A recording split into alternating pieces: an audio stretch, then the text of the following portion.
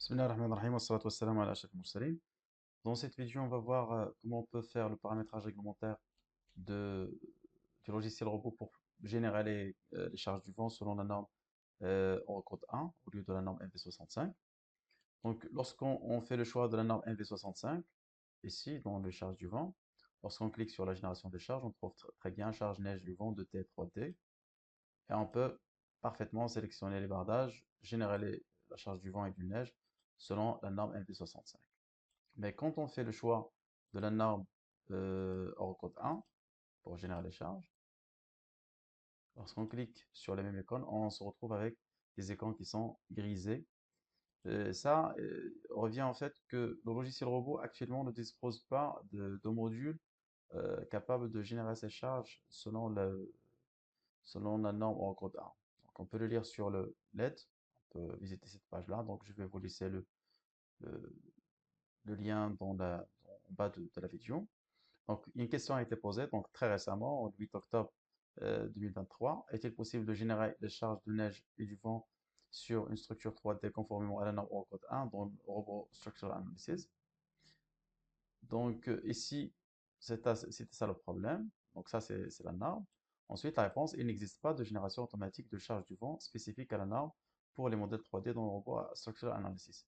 Donc, ici, il vous propose deux choses. Donc, soit de faire une génération manuelle en utilisant le module CFD, qui n'est pas réglementaire. Donc, c'est juste une façon de générer les charges. Donc, c'est à l'utilisateur donc de paramétrer l'action du vent. Donc, ce n'est pas conforme à la norme Eurocode 1 ou bien de faire une génération en deux temps en utilisant le modèle Portic 3D. De D, ensuite générer un modèle 3D qu'on peut convertir. Mais le problème ici, c'est que si vous avez des espacements qui sont irréguliers, des portiques, donc ils ne sont pas autorisés, on ne peut pas générer les charges, certaines restrictions de forme de, de dormant peuvent s'appliquer. Donc, il y a donc des restrictions par rapport à l'utilisation de cette méthode-là lorsqu'on veut générer les charges du vent. Donc, on va voir comment ça se passe. Il y a un autre article qui vous explique, donc c'est le deuxième article. Ici, il donne un exemple. Ensuite, il calcule la charge d'une façon manuelle.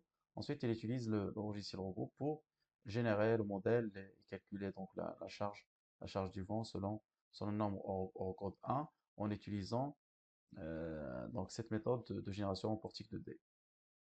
Donc pour ce faire, il faut créer un nouveau projet. Donc nouveau projet, on va aller dans 2D, on va créer un modèle 2D. Non,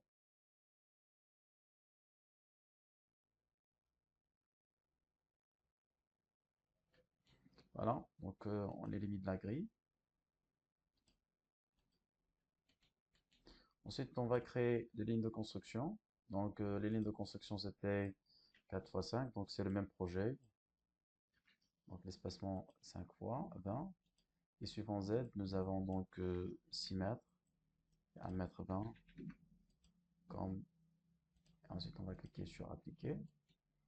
Et voilà, parfait. Donc, avant de faire ça, donc, je vais aller dans les préférences de la tâche. Donc, pour les unités, les dimensions, je laisse en mètres. Donc, pour les dimensions, il y a certains qui travaillent en mètres et certains qui travaillent en millimètres. Donc, ça dépend de vous. Ensuite, les forces en décalnewton, les moments aussi. On fait ça en décalnewton.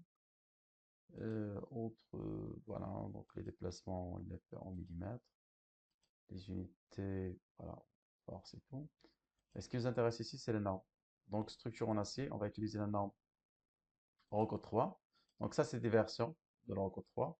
Donc les Eurocodes, ils sont numérotés par rapport à l'année 1980, 80, 90. Donc 90, ça veut dire Eurocode 0, 91, Eurocode 1, 92, Eurocode 2, 93, c'est Eurocode 3, et ainsi de suite. Donc c'est ça la norme. Les assemblages aussi selon la même norme.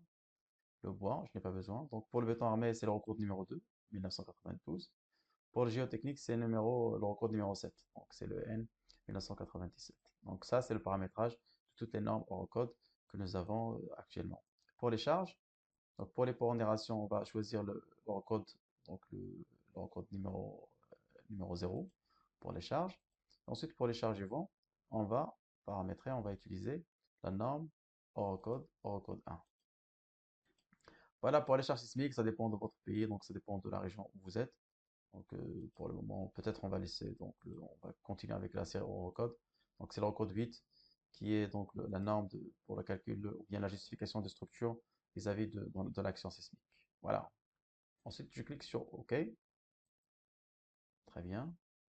Voilà.